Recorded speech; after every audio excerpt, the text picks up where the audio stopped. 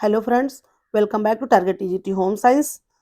तो चलिए हम स्टार्ट करते हैं अपनी आज की सीरीज। हमारी आज की सीरीज के जो है इम्पॉर्टेंट टॉपिक्स कौन से होंगे, तो है हमारा पहला स्वास्थ्य और पोषण का महत्व, फिर है स्वास्थ्य के घटक और उनके प्रकार, फिर है संतुलित आहार और पोषण तत्व, फिर नेक्स्ट टॉपिक है जो कि बहुत ही ज़्यादा इम्पॉर्टेंट है, वो क्या है, रोग और उनके प्रकार, फिर है व्यक्तिगत स्वच्छता और स्वच्छता के सिद्धांत। ये भी जो है, ये दो टॉपिक आपके हेल्थ साइंस में बहुत ही ज़्यादा इम्पॉर्टेंट है। तो चलिए हम देखेंगे इन पांचों टॉपिक को जो कि बहुत ज़्यादा इम्पॉर्टेंट है और इनसे बनने वाले मुख्य मुख्य प्रश्न। तो हमारी आज की सीरीज, आज ये जो है हेल्थ साइंस और एक्सटेंशन एजुकेशन की दूसरी क्लास है हमारी। तो इसमें हम देखते हैं अपने इम्पॉर्टेंट क्वेश्चन, है ना।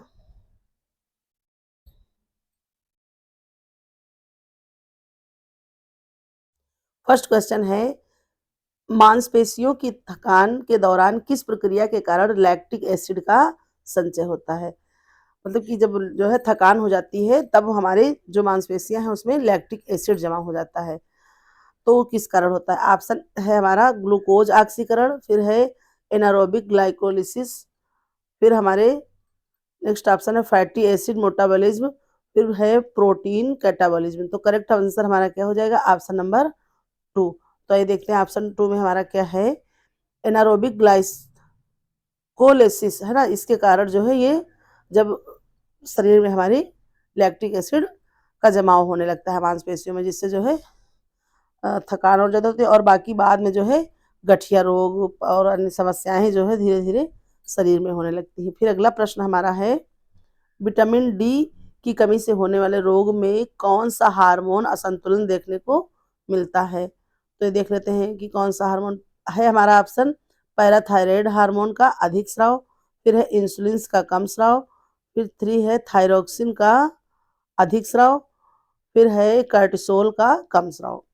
तो हमारा करेक्ट आंसर क्या हो जाएगा, ऑप्शन नंबर 1। ऑप्शन कहाँ 1 है, पैराथायराइड हार्मोन का अधिक स्राव। इससे जो है जब विटामिन डी की कमी होती है तो हार्मोनल असंतुलन आपको देखने को मिलते हैं। फिर चलिए देखते हैं, एक मिनट, नेक्स्ट क्वेश्चन। प्रोटीन के अपघटन के दौरान प्रोटीन के अपघटन के दौरान बनने वाला प्राथमिक नाइट्रोजन युक्त यौगिक क्या है। देखिए प्रोटीन का जब अपघटन होता है या शरीर में हमारे टूटता है तो सर्वप्रथम जो है नाइट्रोजन युक्त यौगिक क्या बनता है। तो ऑप्शन देख लेते हैं, अमोनिया, यूरिया, क्रिएटिन, फिर है नाइट्रेट। तो हमारा करेक्ट आंसर क्या हो जाएगा, ऑप्शन नंबर 2, यूरिया। ये जो प्राथमिक हमारा घटक है ये यूरिया ही बनता है प्रोटीन के अपघटन से हमारे शरीर में, है ना। फिर चलिए देखने चलते हैं नेक्स्ट प्रश्न। शरीर में विटामिन के की कमी से कौन सा जो है, कह सकते हैं कि कौन सी समस्या उत्पन्न होती है। तो ऑप्शन है रक्त का थक्का ना बनना, फिर है हड्डियों की कमजोरी, फिर है ऊर्जा का अभाव, फिर ऑप्शन नंबर 4 है प्रतिरक्षा में कमी। तो हमारा करेक्ट आंसर क्या हो जाएगा, ऑप्शन नंबर 1, रक्त का थक्का ना बनना, ये हमारी समस्या उत्पन्न होती है। फिर देखिए चलते हैं देखने दूसरा प्रश्न। अगला मतलब पोषण चक्र के अंतर्गत कौन सा तत्व फास्फोरस चक्र में मुख्य भूमिका निभाता है। तो अपने हम ऑप्शन देख लेते हैं, ए है जल, बी है मिट्टी, सी है पौधे, डी है शैवाल। तो हमारा करेक्ट आंसर क्या हो जाएगा, ऑप्शन नंबर 2, मिट्टी। फिर चलिए अगला प्रश्न देखते हैं, क्वेश्चन नंबर 6। संतुलित आहार में कार्बोहाइड्रेट की कुल ऊर्जा का प्रतिशत कितना होना चाहिए। ऑप्शन ए है हमारा 45 से 50%, फिर है 55 से 60%, फिर जो है सी ऑप्शन है 60 से 70%, डी है 30 से 35%। तो हमारा करेक्ट आंसर क्या हो जाएगा, ऑप्शन नंबर 2, है ना। ऑप्शन नंबर 2 क्या हो जाएगा हमारा 55 से 60% तक, ये जो है कुल कार्बोहाइड्रेट की मात्रा इतनी जो है हमारी थाली में होनी चाहिए। फिर नेक्स्ट क्वेश्चन देख लेते हैं, प्रोटीन के संश्लेषण के लिए कौन सा आवश्यक अमीनो एसिड मानव शरीर में नहीं बनता। आप जानते हैं ना कि 10 हमारे आवश्यक और जो है 10 क्या है, तो वो अनावश्यक अनावश्यक बनते हैं हमारे शरीर में। तो जो है जो कि आवश्यक अमीनो एसिड्स होते हैं वो शरीर में हमारे नहीं बनते हैं, तो हमको उनको क्या करना पड़ता है, उनको हमको बाहर से लेना पड़ता है, और जो हमारे शरीर के लिए आवश्यक नहीं है वो हमारे शरीर में ही बन जाते हैं। तो हम पूछा क्या जा रहा है कि जो कि कौन सा अमीनो एसिड शरीर में नहीं बनता है, तो जब नहीं बनता है इसका मतलब कि वो सबसे पहली बात तो वो क्या हो जाएगा, वो हमारे लिए आवश्यक अमीनो एसिड्स की जो है काउंटिंग में आ जाएगा, वो चीज़ देख लीजिए। फिर देखिए देखते हैं कौन सा है। ए है ल्यूसिन, बी है ग्लाइसिन, सी है एलानिन, डी है सेरिन। तो करेक्ट आंसर हमारा क्या हो जाएगा, ऑप्शन नंबर ए ल्यूसिन। ये जो है हमारे शरीर में नहीं बनता, इसको हमको क्या करना पड़ता है, तो बाहर से लेना पड़ता है। आप लोग जानते हैं कि जो है प्रोटीन की सबसे छोटी इकाई क्या है, तो वो अमीनो एसिड्स ही है ना। फिर चलिए देखते हैं अगला प्रश्न। शरीर में हीमोग्लोबिन निर्माण के लिए आवश्यक सूक्ष्म पोषक तत्व कौन सा है। ऑप्शन है हमारे आयरन, जिंक, आयोडीन, सेलेनियम। तो करेक्ट आंसर क्या हो जाएगा, ऑप्शन नंबर ए आयरन। फिर चलिए देखते हैं अगला प्रश्न। वसा के पाचन के दौरान कौन सा एंजाइम मुख्य भूमिका निभाता है। ऑप्शन है ए एमाइलेज, बी है प्रोटीन, सी है लाइपेज, फिर डी है पेक्टिनेज। तो करेक्ट आंसर हमारा क्या हो जाएगा, ऑप्शन नंबर 3 लाइपेज, है ना। ये लाइपेज क्या करता है, तो ये वसा के पाचन में सहायक है। और पेप्सिन किसमें, तो ये पेप्सिन जो है हमारा प्रोटीन के पाचन में सहायक होता है, ये भी आप जानते चलिए कि क्या, तो पेप्सिन। पेप्सिन किसके जो है पाचन में, तो ये प्रोटीन के पाचन में सहायक है, और वसा के तो जो है ये लाइपेज हो जाता है। फिर चलिए देखते हैं अगला प्रश्न। खाद्य पदार्थों में नाइट्रोजन निर्धारण प्रक्रिया में मुख्य रूप से कौन सा सूक्ष्म जीव भूमिका निभाता है। ऑप्शन देख लेते हैं, साइनोबैक्टीरिया, फिर है राइजोबियम, फिर है क्लोस्ट्रिडियम, फिर है पेनिसिलियम। तो करेक्ट आंसर हमारा क्या हो जाएगा, ऑप्शन नंबर 2 राइजीबियम, है ना। ये जो है क्या करता है, तो खाद्य पदार्थों में नाइट्रोजन निर्धारण प्रक्रिया में मुख्य रूप से यही जो है सूक्ष्म जो जीव होता है ये भूमिका अपनी निभाता है। 1 मिनट।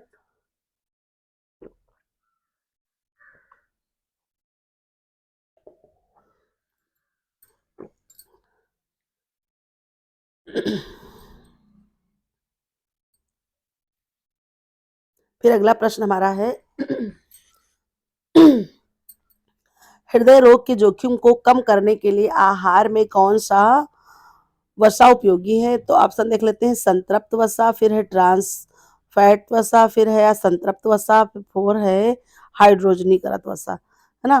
तो हृदय रोग के जोखिम को कम करने के लिए कौन सी वसा, तो करेक्ट आंसर हमारा क्या हो जाएगा, ऑप्शन नंबर 3 असंतृप्त वसा, है ना। असंतृप्त वसा क्या करती है, तो ये हृदय रोग के जोखिम को कम करती है। अगला प्रश्न हमारा है, कौन सा पोषक तत्व शरीर में कोशिका झिल्ली का मुख्य घटक है। तो ऑप्शन देख लेते हैं, प्रोटीन, फिर है फास्फोलिपिड, फिर 3 ऑप्शन नंबर है कार्बोहाइड्रेट, फिर जो है अगला है खनिज। तो करेक्ट आंसर हमारा क्या हो जाएगा, ऑप्शन नंबर 2। फिर चलिए देखते हैं अगला प्रश्न। आयोडीन की कमी के कारण कौन सा रोग होता है। तो हमारा करेक्ट आंसर हो जाएगा ग्वाइटर, है ना। एनीमिया किससे, तो ये जो है विटामिन B12 की कमी से होता है, वेरी वेरी विटामिन बी से होता है, और विटामिन सी से क्या होता है, तो स्कर्वी हो जाता है। चलिए फिर देखते हैं अगला प्रश्न। मल्टीविटामिन सप्लीमेंट का अधिक सेवन करने से कौन सा विकार हो सकता है। तो ऑप्शन ए है विटामिन की कमी, ऑप्शन बी है विटामिन विषाक्तता, ऑप्शन सी है खनिज की अधिकता, 4 है ऊर्जा की कमी। तो अधिक ज़्यादा सप्लीमेंट हम जब लेंगे विटामिन की तो क्या हो जाएगा, करेक्ट आंसर हमारा ऑप्शन नंबर 2 विटामिन विषाक्तता, ये आपको देखने को मिलेगी। फिर देखिए अगला प्रश्न। एंटीऑक्सीडेंट का मुख्य कार्य क्या है। ऑप्शन ए है ऊर्जा उत्पादक, फिर है फ्री रेडिकल्स को कम करना, सी है कोशिका विभाजन, डी है प्रोटीन संश्लेषण। तो करेक्ट आंसर हमारा क्या हो जाएगा, ऑप्शन नंबर 2 फ्री रेडिकल्स को कम करना। यही हमारा जो है एंटीऑक्सीडेंट का मुख्य कार्य है। फिर अगला प्रश्न देखते हैं, मानव शरीर में ग्लाइकोजन का प्रमुख भंडारण कौन सा है ना। ये जो है कहाँ पर होता है, तो ऑप्शन है मस्तिष्क, यकृत और मांसपेशियां, गुर्दे, हृदय। तो करेक्ट आंसर क्या हो जाएगा, ग्लाइकोजन का निर्माण हमारा कहाँ होता है, तो होता है ऑप्शन नंबर 2 यकृत और मांसपेशियों में ग्लाइकोजन का जो है भंडारण होता है। फिर अगला प्रश्न हमारा है कौन सा पदार्थ विटामिन B12 का सर्वोत्तम स्रोत है। ऑप्शन देख लेते हैं, हरी पत्तेदार सब्जियां, फिर है दूध और दुग्ध उत्पादन, फिर है मछली और अंडा, फिर है सूखे मेवे। तो करेक्ट आंसर क्या हो जाएगा, ऑप्शन नंबर 3 मछली और अंडा, ये हमारे विटामिन B12 का सर्वोत्तम उत्पादन है। ये जो है यहीं से हमको सबसे अधिक मात्रा में प्राप्त होता है। फिर अगला प्रश्न है शरीर में फाइबर का मुख्य कार्य क्या है। तो ऑप्शन हमारे हैं ऊर्जा प्रदान करना, फिर है पाचन में सहायता करना, फिर है प्रतिरक्षा बढ़ाना, ऑप्शन नंबर 4 है कोशिकाओं का निर्माण करना। तो करेक्ट आंसर हमारा क्या हो जाएगा, ऑप्शन नंबर 2 पाचन में सहायता करना, क्योंकि फाइबर से हमको कोई जो है एनर्जी नहीं प्राप्त होती है। ये क्या करता है, हमारे आंतों के क्रमांकन को बढ़ाता है और जिससे क्या होता है, हमारे डाइजेशन सिस्टम को जो है बहुत ज़्यादा लाभ होता है। फिर अगला प्रश्न देखते हैं, प्रोटीन की गुणवत्ता मापने के लिए कौन सी विधि सबसे उपयुक्त है। ऑप्शन देख लेते हैं अपने, नेट प्रोटीन यूटिलाइजेशन, फिर है दूसरा ऑप्शन प्रोटीन डाइजेस्टिबिलिटी, फिर तीसरा है बायोलॉजिकल वैल्यू, फिर है प्रोटीन एफिशिएंसी रेशियो, है ना। तो करेक्ट आंसर हमारा क्या हो जाएगा, option number 3 biological value, biological value के द्वारा हम क्या करते हैं, प्रोटीन की गुणवत्ता को नापते हैं। फिर अपना अगला प्रश्न देख लेते हैं, शरीर में पानी की कमी से कौन सा विकार उत्पन्न होता है। पानी की कमी से क्या हो जाता है, तो ऑप्शन देख लेते हैं, डिहाइड्रेशन, ओवर हाइड्रेशन, फिर है हाइपोग्लाइसीमिया, फिर है हमारा एसिडोसिस। तो हमारा करेक्ट आंसर क्या हो जाएगा, ऑप्शन नंबर 1 डिहाइड्रेशन, है ना। पानी की कमी से हमको डिहाइड्रेशन की समस्या हो सकती है। फिर अगला है प्रश्न कौन सा रोग बैक्टीरियल संक्रमण के कारण नहीं होता। ऑप्शन है टाइफाइड, डिप्थीरिया, मलेरिया, टेटनेस। तो करेक्ट आंसर क्या हो जाएगा, ऑप्शन नंबर 3 मलेरिया। ये क्या होता है, बैक्टीरियल नहीं है, ये क्या होता है, हमें मच्छर के, एक मिनट,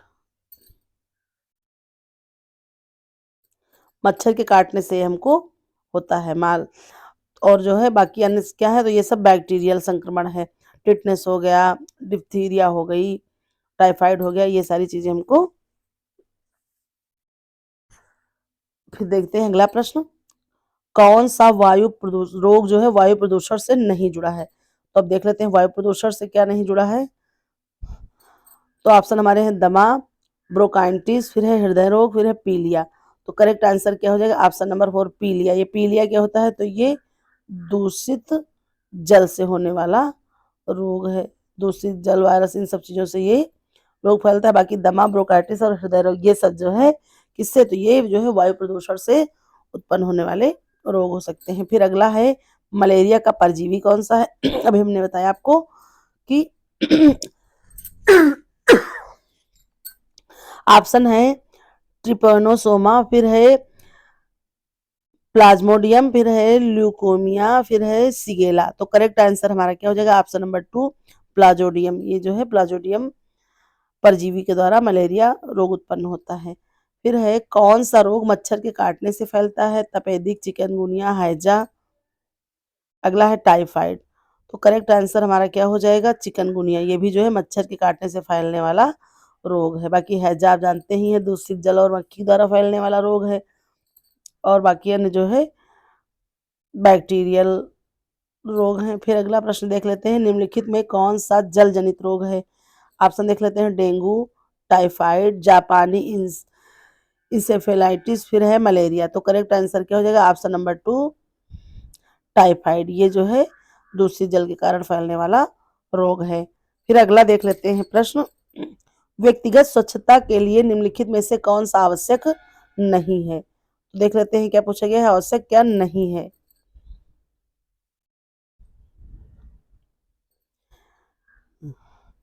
तो देखते हैं, हाथ धोना, साफ पानी पीना, व्यायाम करना, नियमित बाल कटवाना। तो करेक्ट आंसर क्या हो जाएगा, ऑप्शन नंबर 3 व्यायाम करना। ये आपका व्यक्तिगत स्वच्छता के अंतर्गत नहीं आता है। और अन्य चीजें, बाल कटवाना, हाथ धोना, साफ पानी पीना, ये सारी क्या हैं, तो ये सब चीजें आपकी व्यक्तिगत स्वच्छता में आती है। जो कि व्यायाम करना तो जो है एक अलग चीज है, ये भी बहुत शरीर के लिए आवश्यक है। योगा व्यायाम करना, इससे हमारे शरीर फुर्त रहता है, मांसपेशियां मतलब एकदम एक्टिव रहती हैं, और जो है अन्य समस्या मतलब व्यायाम से जो है अनेक प्रकार की समस्याएं दूर हो सकती हैं, लेकिन ये व्यक्तिगत स्वच्छता के अंतर्गत नहीं आता है। अगला प्रश्न है, किस प्रकार का साबुन त्वचा पर कम हानिकारक होता है? ऑप्शन है एंटीबैक्टीरियल, फिर है ग्लिसरीन युक्त, फिर है हार्ड बार, फिर है डिटर्जेंट वेस्ट। तो करेक्ट आंसर क्या हो जाएगा? ऑप्शन नंबर 2, ग्लिसरीन युक्त। ग्लिसरीन युक्त साबुन जो होता है वो त्वचा पर कम हानिकारक होता है। फिर अगला प्रश्न क्या है, त्वचा के छिद्रों की सफाई के लिए सबसे उपयुक्त विधि कौन सी है? ऑप्शन है स्क्रबिंग, फिर है फेस मास्क, सी है क्लीजिंग मिल्क, फिर अगला है टोनिंग। तो करेक्ट आंसर हमारा क्या हो जाएगा? Option number 1। 1 में क्या है? स्क्रबिंग है ना, यह त्वचा के छिद्रों की सफाई के लिए सबसे उपयुक्त विधि है। फिर देखिए अगला क्या है, कौन सा रोग व्यक्तिगत स्वच्छता की कमी के कारण नहीं होता? ऑप्शन है दस्त, खसरा, त्वचा संक्रमण, फिर है फंगल संक्रमण, है ना। एक मिनट। तो ये जो है ऑप्शन नंबर हमारा करेक्ट आंसर क्या हो जाएगा?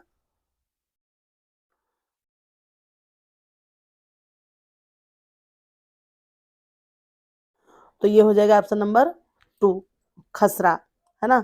ये हमारा क्या है? तो ये हमारा विषाणु से फैलने वाला रोग है। बाकी अन्य सब क्या है? फंगल संक्रमण हो गया, दस्त हो गया, त्वचा संक्रमण, ये सब चीजें स्वच्छता की कमी के कारण हो सकती हैं। फिर अगला प्रश्न है, दांतों की सड़न को रोकने के लिए फ्लोराइड का उपयोग कैसे मदद करता है? तो ऑप्शन देख लेते हैं, इनेमिल को मजबूत बनाकर, फिर है मसूड़ों को स्वस्थ बनाकर, फिर है जीवाणुओं को मारकर, फिर है एसिड उत्पादन को रोककर। तो करेक्ट आंसर क्या हो जाएगा? ऑप्शन नंबर 1, इनेमिल को मजबूत बनाकर, है ना। फ्लोराइड के उपयोग से हम दांतों को जो है, इसकी जो एनामेल जो दांतों के ऊपर एक लेयर होती है वो बहुत मजबूत हो जाती है, जिससे दांत जो है स्वस्थ हो जाते हैं। फिर अगला क्या है, थायराइड हार्मोन की अधिकता से कौन सा रोग होता है? तो ये हो जाता है आपका ऑप्शन है हाइपोथायराइड, फिर है हाइपोथायराइड, फिर है गोइटर, फिर अगला है क्रेटिव। तो देखिए अधिकता से पूछा जा रहा है, तो जहां पर हाइपो आ जाता है वहां पर तो पहली बात कमी, आप ये पहचान देख लीजिए क्या होता है हाइपो। हाइपर से मतलब आप लगा लीजिएगा किसी भी रोग में तो उसमें कमी, और जहां पर बात आती है हाइपर, वहां पर होता है अधिक, ठीक है, या अधिकता। तो पहली बात तो अधिकता पूछा जा रहा है, तो कहाँ ऊपर है हाइपर ऑप्शन में, तो इसलिए करेक्ट आंसर हो जाएगा ऑप्शन नंबर 1, हाइपर थायराइड। तो ये चीज आप लोग ध्यान रखिएगा थोड़ा सा। तो इस तरह से क्या होगा, जब नहीं भी आ रहा होगा मान लीजिए किसी चीज का, तो तब भी जो है इस ट्रिक के माध्यम से आप आंसर सही कर ले जाएंगे। फिर है जिंक की कमी से कौन सा लक्षण नहीं होता है? ऑप्शन है बालों का झड़ना, दृष्टिहीनता, घाव भरने में देरी, भूख में कमी। तो करेक्ट आंसर हमारा क्या हो जाएगा?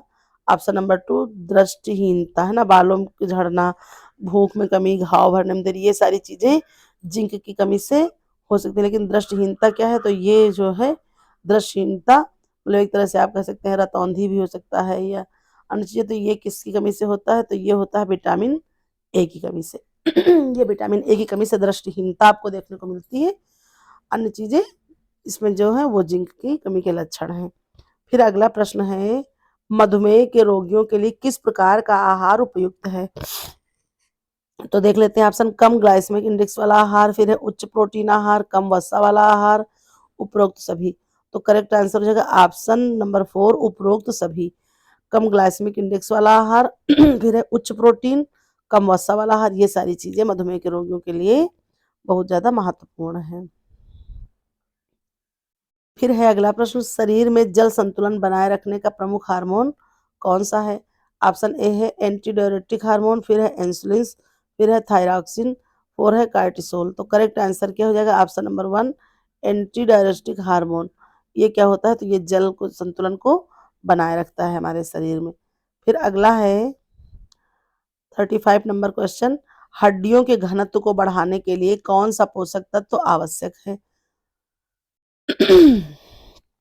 तो देखते हैं जरा, की हड्डियों के घनत्व को बनाए रखने के लिए कौन सा पोषक तत्व आवश्यक है? ए है कैल्शियम और विटामिन डी, फिर है आयरन और विटामिन सी, फिर है मैग्नीशियम और जिंक, फास्फोरस और पोटेशियम। तो करेक्ट आंसर हमारा क्या हो जाएगा? ऑप्शन नंबर 1, है ना। कैल्शियम और विटामिन डी ये क्या करता है? हड्डियों के घनत्व को बढ़ाता है और हड्डियों की जो है मजबूती प्रदान करता है। फिर चलिए देखते हैं अगला प्रश्न।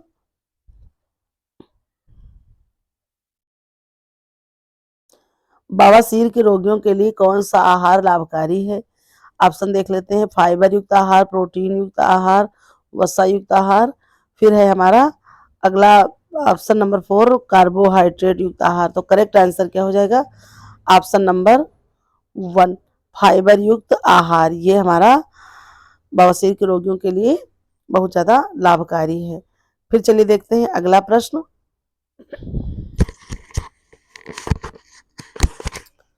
क्या है हमारा अगला प्रश्न? 37 नंबर का। त्वचा की कोशिकाओं के नवीनीकरण में कौन सा विटामिन सहायक है? तो ऑप्शन देख लेते हैं अपने। Vitamin A, vitamin C, vitamin D, फिर है विटामिन ई। तो करेक्ट आंसर हमारा क्या हो जाएगा? Option number 1 vitamin A. ये जो है त्वचा की कोशिकाओं के नवीनीकरण के लिए बहुत ही आवश्यक है। फिर अगला प्रश्न देखते हैं। कौन सा हार्मोन शरीर में चयापचय दर को जो है नियंत्रित करता है? चयापचय दर को नियंत्रित यानी कि बीएमआर, ठीक है। बीएमआर को कौन सा हार्मोन नियंत्रित करता है? तो देख लेते हैं। ए है थायरॉक्सिन, फिर है इंसुलिन, फिर है कॉर्टिसोल, फिर है ग्लूकागान। तो करेक्ट आंसर क्या हो जाएगा? Option number 1 thyroxine. ये क्या करता है? तो ये हमारी चयापचय दर को नियंत्रित करता है। फिर नेक्स्ट क्वेश्चन है 39 नंबर का। क्या पूछ रहा है? निम्नलिखित में से कौन सी प्रोटीन का पूरक स्रोत है?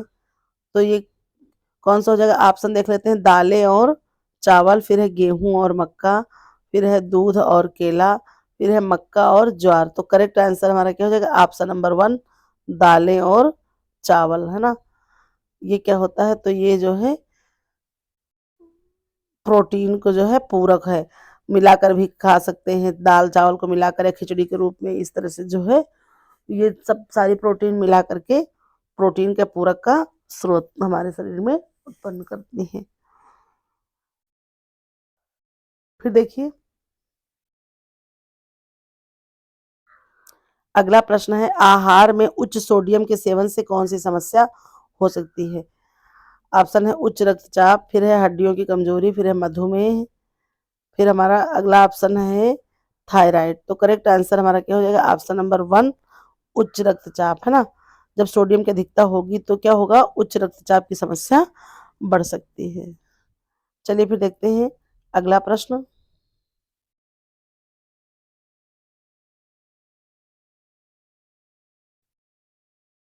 महिलाओं में आयरन की कमी का प्रमुख कारण क्या है? ऑप्शन है मासिक धर्म, खराब आहार, फिर है गर्भावस्था, फिर है उपरोक्त सभी।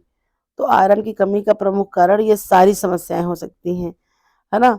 गर्भावस्था में भी जो है आयरन कमी हो सकती है। खर आहार अगर सही नहीं है, संतुलित मात्रा में नहीं है, तब भी आपको आयरन की कमी देखने को मिलेगी। मासिक धर्म अगर बहुत ब्लडिंग भी बहुत ज्यादा मात्रा में हो रही है, तब भी आपको आयरन की कमी हो सकती है। इसलिए करेक्ट आंसर क्या हो जाएगा? ऑप्शन नंबर 4, है ना।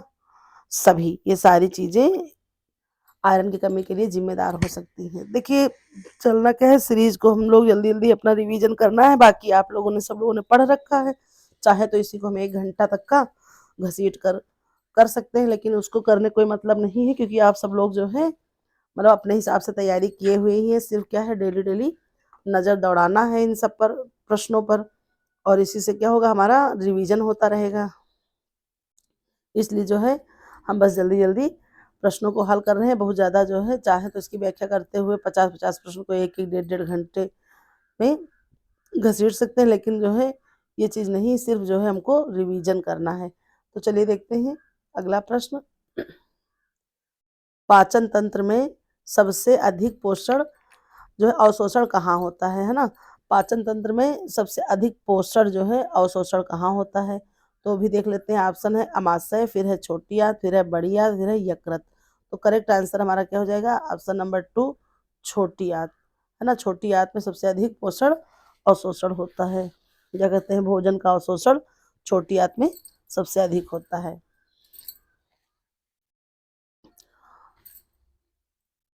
तो चलिए फिर देखते हैं अगला प्रश्न। स्कर्वी रोग किस विटामिन की कमी के कारण होता है? तो ये तो बहुत आसान सा ही प्रश्न है। तो ऑप्शन हमारे क्या है? विटामिन ए, फिर है vitamin C, vitamin D, vitamin K. तो करेक्ट आंसर हमारा क्या हो जाएगा? ऑप्शन नंबर 2, विटामिन सी की कमी से क्या होता है? तो ये हमको एक मिनट, रोग देखने को मिलता है विटामिन सी की कमी से, स्कर्वी। फिर है ब्रेड में फफूंद लगने का कारण क्या है? तो ये ऑप्शन अपने देख लेते हैं हम। ऑप्शन ए है क्लोस्ट्रिडियम, ट्रिडियम, फिर है राइजोबस, फिर है राइजोपस, फिर हमारा अगला प्रश्न है, ऑप्शन है पेनिसिलियम। तो करेक्ट आंसर क्या हो जाएगा? Option number 3। आइए देखते हैं ऑप्शन नंबर 3 क्या है। तो ये है राइजोपस, है ना। ब्रेड में फफूंद लगने का कारण ये क्या है? तो राइजोपस के कारण जो है ब्रेड में, जैसे ब्रेड बहुत ज्यादा दिन की हो जाती है, पुरानी हो जाती है, तो उसमें जो है फफूंद, देखिए आपने जो है ऊपर एंटीबैक्टीरियल की तरह जो है, मतलब बैक्टीरिया हरा हरा सा जाल जाल की तरह, या थोड़ा ब्राउन ब्राउन अजीब सा जो है हो जाता है, वही चीज है। फिर चलिए देखते हैं अगला प्रश्न। कौन सा खाद्य पदार्थ फाइबर का उत्कृष्ट स्रोत है? तो ऑप्शन हमारे हैं, एक मिनट आप रुकिए जरा।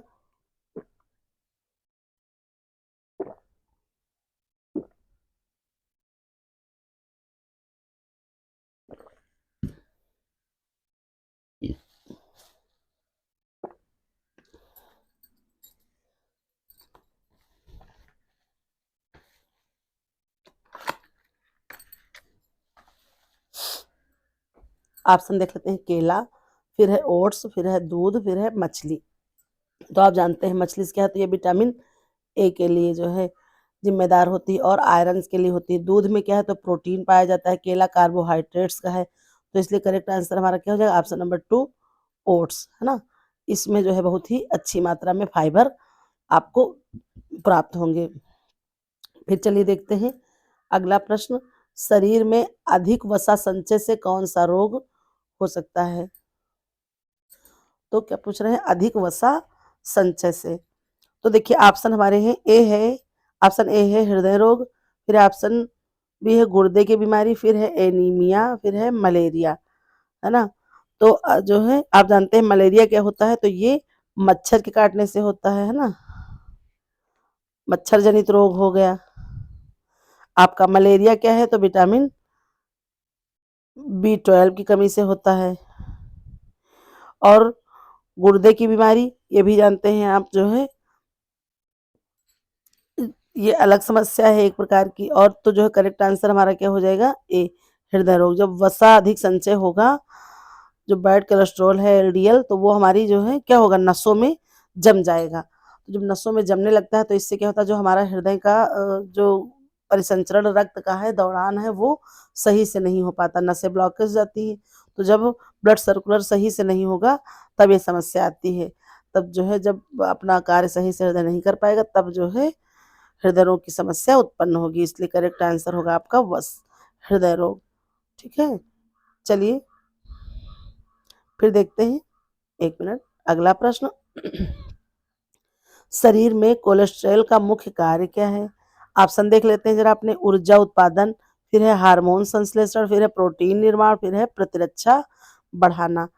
तो शरीर में कोलेस्ट्रॉल का मुख्य कार्य क्या है? तो करेक्ट आंसर हो जाएगा ऑप्शन नंबर 2, हार्मोन संश्लेषण, है ना।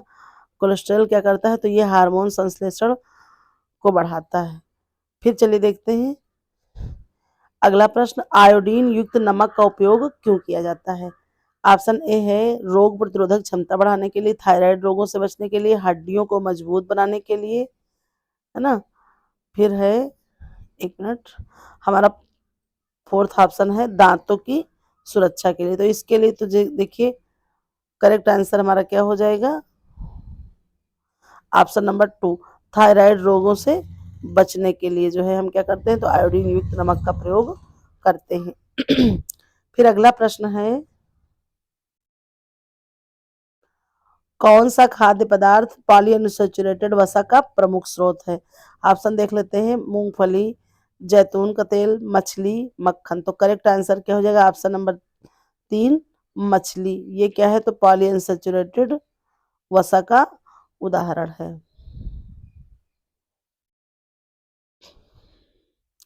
फिर अगला प्रश्न है, दूध में उपस्थित प्रोटीन कौन सा है? यानी कि दूध में प्रमुख प्रोटीन कौन सा पाया जाता है? तो ऑप्शन देख लेते हैं अपने, केसीन, ग्लूबोलिन, फिर है एल्बुमिन, फिर है ग्लूटन। तो देखिए, ग्लूटेन प्रोटीन तो आपकी गेहूं में पाई जाती है ना? दूध में ऑप्शन नंबर 1 हो जाएगा केसीन प्रोटीन। दूध में केसीन प्रोटीन पाई जाती है। तो इस तरह से हमारी आज की सीरीज यहीं पर अब जो है खत्म होती है। Thank you for watching. और अब जो है नेक्स्ट हम इम्पॉर्टेंट प्रश्न हेल्थ साइंस और एक्सटेंशन एजुकेशन को मिले जुले प्रश्न की 50 क्वेश्चन की सीरीज लेकर आपके सामने उपस्थित होंगे। तब तक के लिए धन्यवाद। Thank you. Bye bye. मिलते हैं नेक्स्ट वीडियो में।